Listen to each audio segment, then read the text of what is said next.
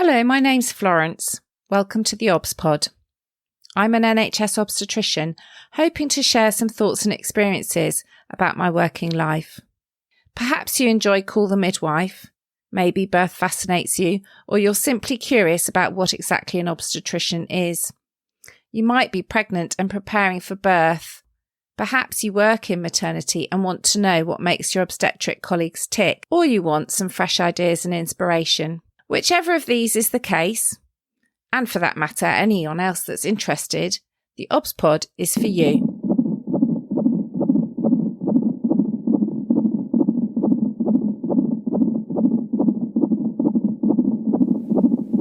Episode 6, Night Shift. So I don't really think there's anything you can do to prepare for work in such a high pressure and exhausting environment. I know lots of jobs do night shifts. Obstetricians are certainly not alone. But I'm going to talk a bit today about my experience of working night shifts. My first ever night shift, yes, we'd stayed up as medical students, but we didn't have to stay up and we didn't have to carry on the next day. My first night, I was up all night. I was covering 5 wards as a surgical house officer, and there were a lot of routine jobs that were left to nighttime work. I was so exhausted by the morning, having spent all night seeing unwell patients, writing up drug charts and fluids, setting up syringe drivers of medication, that I was taking blood tests in the morning, and we had to write the name of a patient on the blood test bottle, and I actually ended up writing my own name and date of birth on the blood test bottle because my brain just wasn't functioning. Yes, we worked shifts, but they were mainly 24-hour shifts, so this is before the European Working Time Directive started. So we would work 24 hours on call and then often work the next day. I also worked several jobs where we worked the entire weekend. So you would work Friday as a normal day, and then you'd come in on Saturday. You'd work all through Saturday day, Saturday night, Sunday day, Sunday night, and then often the Monday as well, and then go home Monday evening. I've already mentioned at one point I was working in a hospital that was a long motorway drive away. And I often would drive home after a weekend on call, sort of on automatic pilot. So I'd be driving around the M25 motorway and I would suddenly almost like come to and think, oh, how did I get to this point in my journey? I don't remember driving that bit, and yet I'm already here. Sometimes it was more obvious I was sleepy, and I would wind down the windows of the car, have the radio or music blaring in a desperate attempt to get the cold air and the sound to keep me awake. Really dangerous, actually, behaviour, but behaviour that we were all partaking in. Partly because not only was it exhausting, but there was a kind of superhero culture. No discussion about the possibility of not managing. We all wanted to work long shifts because that way you worked less frequently. So if you were on a 1 in 4 or a 1 in 5 rota, if you do the entire weekend, 48 hours, you only have to do it once a month or once every 5 weeks. Whereas if you split the weekends, you're literally working every other weekend. It was very rare for anyone to take a day off sick. Getting jobs in those days were dependent on references, what your consultants thought of you, what your other colleagues thought of you, and you needed to be seen to be a team player. So we had a definite bravado of never being tired, never being ill, and certainly never being fallible. To start with, the provision of an on-call room was actually quite good. In some hospitals, we even had our own permanent room for a whole job. And this was really nice. This was a place to chill out, keep our things, perhaps books that we were using to study for exams, a change of clothes, toiletries, our own kind of private space in which to kind of take a bit of a break. Some hospitals had a doctor's mess, a real kind of social hub where one could get food, one could watch TV, one could chill out. And one place I worked had the most fantastic dinner ladies who would put aside a meal for those on duty, ready for us to grab whenever we had a spare moment, so that we never missed a meal in that hospital, which was fantastic. It was much more common, though, to have one room used by whichever doctor was on duty, and these were often in pretty parlous states of repair. Sometimes, or quite frequently, these were on the labour ward itself, so that the rare snatches of sleep we had were disturbed by the noises of women in labour. I remember one on-call room where the curtains were so badly fitted that we held them together with surgical instruments. These are called Spencer Wells, a sort of clip. So we would kind of clip them together in an attempt to keep the room dark enough to sleep, particularly in summer nights, which can be very light from very early in the morning. We would sleep in our scrubs. The bleep would go off. You'd fumble for the bedside light, answer, and head off to the relevant delivery room. You could have just collapsed into bed minutes before, or you could have had a nap of an hour or so and be roused from actually really quite deep sleep.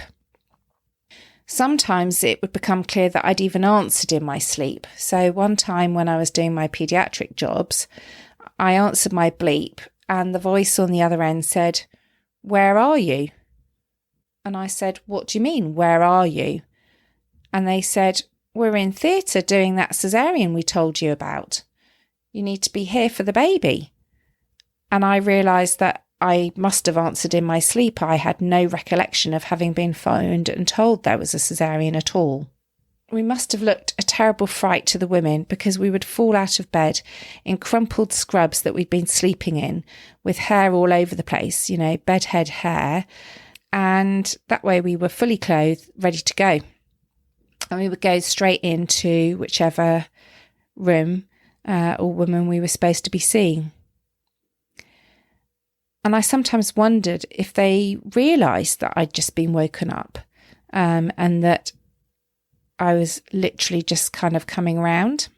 The kindness of the team on was invaluable. So midwives and support workers would make us a cup of tea to keep us going, knowing that we would be perhaps one or two of us, an SHO or registrar, making all the decisions and having responsibility for the whole unit.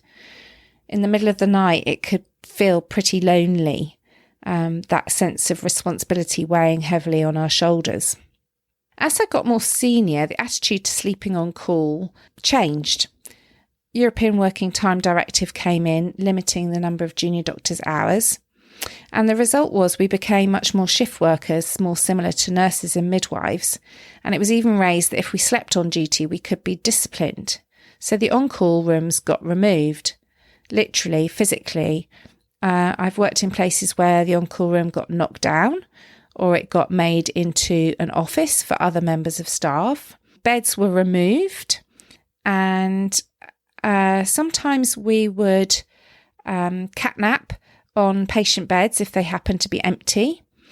In one hospital for a long time, I slept on a portable mattress on the floor in a small storeroom across the corridor from the theatres.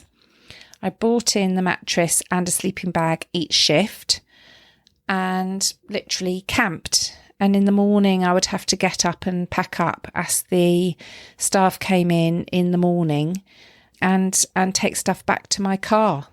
Now our junior doctors have an office. It's not allowed to be called an on-call room. The slight concession is they've got a reclining chair and a sofa.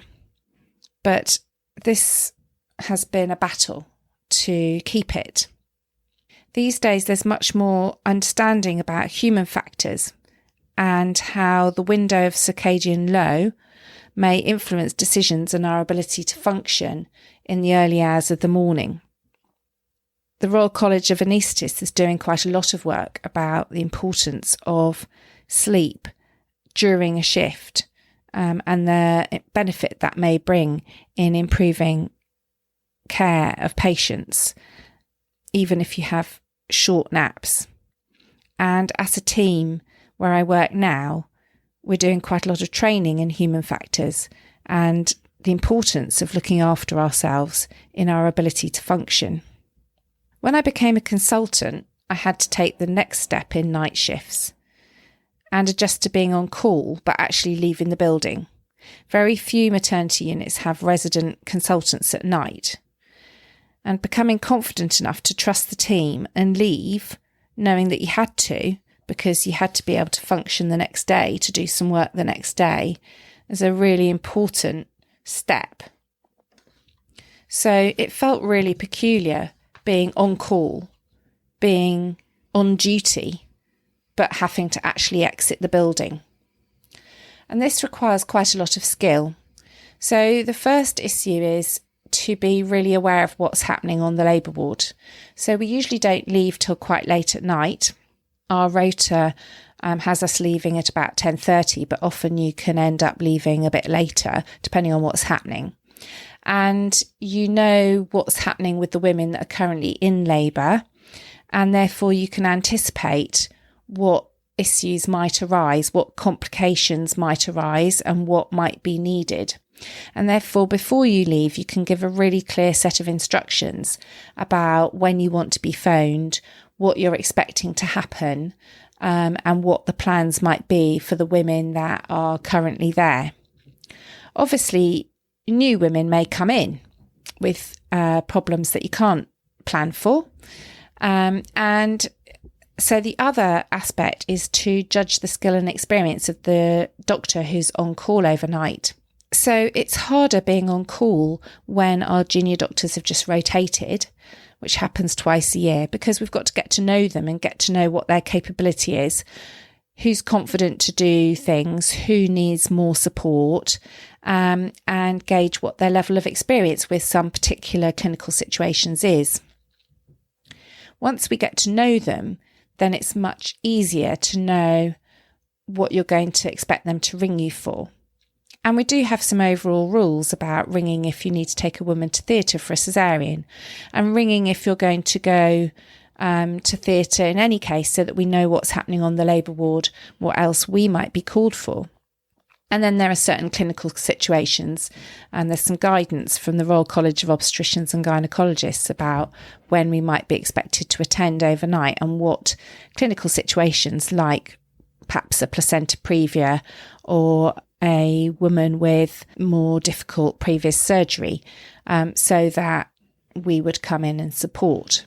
So part of it is judging the skill and experience of the registrar, and the other key person is the midwife in charge. So agreeing with the midwife in charge what she might need to do to support that registrar, and also when she should ring for help. The hardest thing is when there's a locum registrar, because you don't know them at all, you don't know their level of experience, and then the midwife in charge is really crucial in letting you know what's going on in the unit and when things are okay and when they aren't. It's very difficult to sleep when you're on call. It's a different quality of sleep. You certainly go home with quite a lot of things going around your mind, and if you're woken for advice, it's difficult to get back to sleep. So you're thinking about the case that you've just discussed. Have you given the right advice? And is the registrar following that advice? And are things going safely and well? So it's quite difficult to sleep. You might have several interruptions overnight. So people ring for advice about particular cases, and then they ring because you need to come in. And we come in probably about a third of the time, I would say. It's very, very frustrating when something goes wrong and you haven't been phoned. There's nothing sadder than that, whether that is with a mother or a baby, that sense of, if only you'd phoned me. But that doesn't happen very often, because we do have very experienced midwives in charge, and we do have registrars that we've agreed very clear plans with. But certainly when I started out as a consultant, that sense of if only was much more frequent. The other thing is, what if the phone's quiet? That can be quite unnerving. Sometimes if we wake up and we've been undisturbed, we worry the phone may have broken or what's happened overnight in the unit. And we usually go in the morning after the on-call and pop up to the labour ward and see what's happened. What happened to that case you took to theatre that you talked to me about? What's happened to that woman? And that's really good to check in with the doctors the next morning, check in with what they phoned you about and does it match what was actually happening, and that kind of sense of feedback and reflection on the advice you've given and their training as well. Sometimes when we're rung, it's frustrating because we've been called a bit too late. So the rules are that we have to live within 30 minutes drive of the hospital. And 30 minutes isn't very long. And a lot of us live a bit closer, and often I can be rung and told a woman is going to theatre, and I can jump in the car and get to the hospital only to discover she's not even moved from the room into the theatre yet because I've got there so quickly. But sometimes we're rung too late. There are some emergencies that we could anticipate, or perhaps we couldn't anticipate, but by the time you're going to get there, it's going to be too late. And one particular time I was rung about a set of twins, and vaginal twin delivery is straightforward if you know what you're doing and you manage it well. And I'll talk about that in another episode. And some of our registrars are very competent and skilled at that, and some of them aren't. So with a twin delivery, I will often say to the doctor, ring me when she's fully dilated. Don't wait till she's about to birth twin one. Ring me when she's fully dilated and I will come in. And I know that will give me plenty of time to be there for the birth. One time I was rung to say, having agreed that they would call me when she was fully dilated, I was rung to say, the first twin's out. The second twin is breech and I'm worried about the heartbeat. What shall I do? Well, that is a real heart in mouth moment, because actually by the time I get there, it's probably going to be too late. They hadn't rung me when I'd asked them to. And talking them through on the phone what they should be doing was horrendous. And you've got to remember, when you're ringing a consultant at home, you're potentially waking their partner and their children. And in this case, my husband remembers vividly this phone call. And I talked the registrar through the breech second twin delivery and everything was fine. But don't do that. Don't leave it so late when I'm feeling helpless at the other end of the phone, and I know if I jump in the car, it's not going to be enough. When you've come in, you flip into work mode and you carry on and you do whatever you need to do. And then comes that moment when you're sitting writing your notes and having a cup of tea, and you've got to decide, have I really got time to go home? Can I get any more sleep? If not, can I freshen up with a shower and come back before my day starts again? So there's that kind of, shall I just stay here now? I'm here moment, which is also quite difficult to manage. The context of taking work phone calls at home is interesting when you have small children as well. One of my daughters, her bedroom is right next to my bedroom. And she's quite a light sleeper, and she used to wake up, not necessarily from the phone call, but from me talking and me creeping out. So you'd be clothes literally in a pile by the bed, stick them on, grab your car key, ready to go. And as I'm creeping out past her door, I used to hear, "Mummy." And I'd have to pop in and kiss her and hug her and tell her it's okay, I'm just going to the hospital. And sometimes she would ask, is it a mummy or a baby? because she knew I looked after mummies and babies. And sometimes when I would creep back in, she would be awake again for a little hug, and that would be nice. But it shows how being an obstetrician, being a doctor, impacts on your home life. Very much so.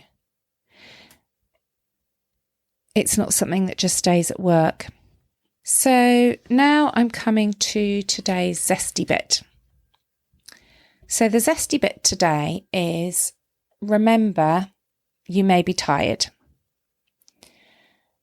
It's difficult for any of us to perform well on night duty. We are not nocturnal.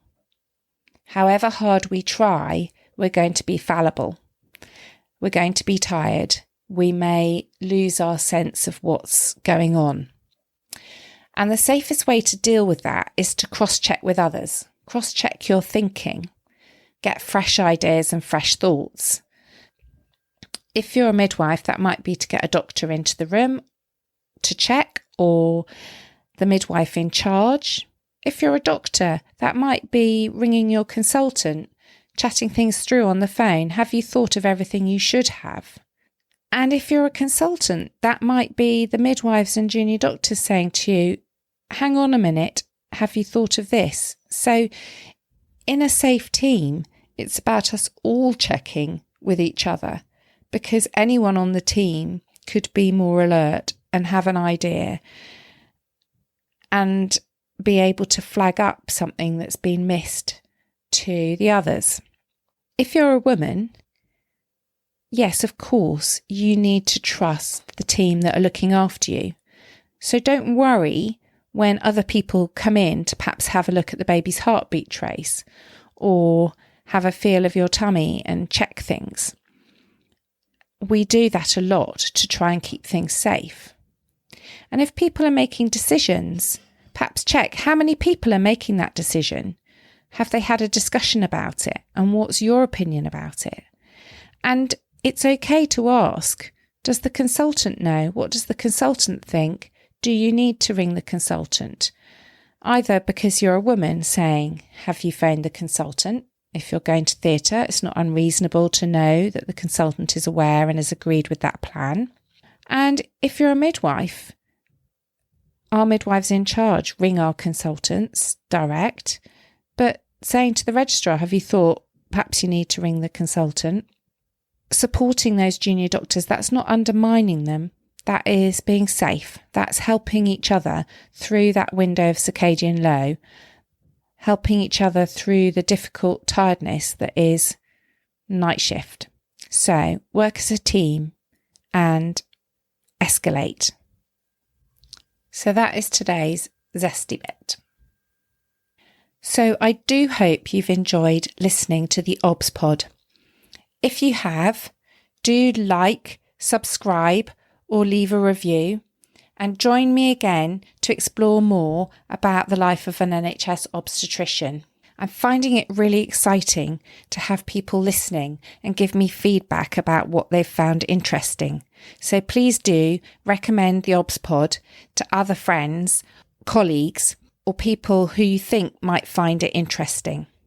I'd love it if you'd share with me what you've enjoyed about listening and if you've done anything differently as a result. I can be found on Twitter at FW and at theobspod.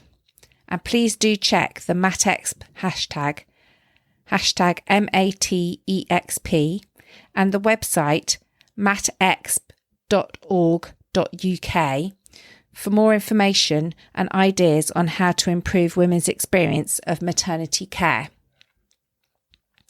Finally, I'd like to reassure you that I take confidentiality very seriously, and although I'm talking about experiences from my working life, I'm taking great pains to make sure that I anonymise the stories and talk in more general terms so that I keep confidentiality of my women I currently care for and have cared for in the past very safe. Many thanks for listening.